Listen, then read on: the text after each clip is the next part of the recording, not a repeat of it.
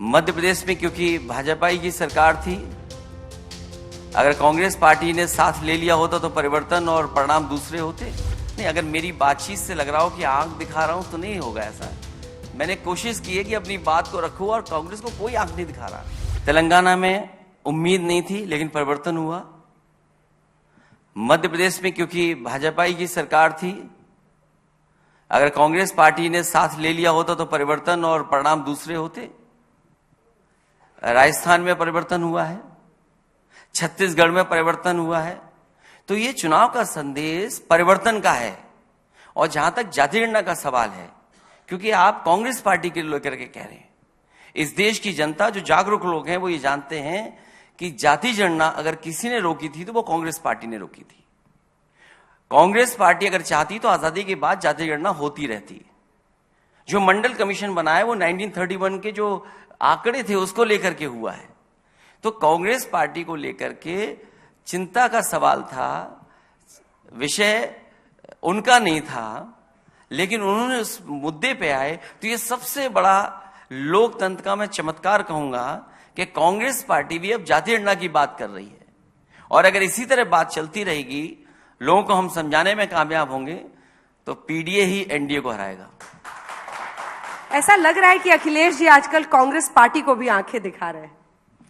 नहीं, अगर मेरी बातचीत से लग रहा हो कि आंख दिखा रहा हूं तो नहीं होगा ऐसा। मैंने कोशिश की है कि अपनी बात को रखूं और कांग्रेस को कोई आंख नहीं दिखा रहा। कांग्रेस ने परिणाम देख लिया है, अब सबको साथ लेके चलेंगे।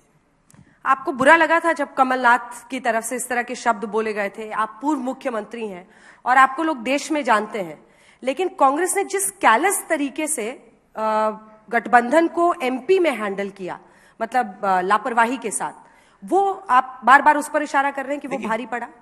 वो बात खत्म हो गई है। अब बात इंडिया के गठबंधन की है। वो प्रदेश के चुनाव खत्म हो गए, वो बात अब खत्म हो गई। अब अगली लड़ाई क्या है, अगली परिस्थितियां क्या होंगी, उस पर हम लोग विचार कर रहे हैं। उसके बाद कमलनाथ जी से बात हुई आपकी? मेरी बात नहीं हुई।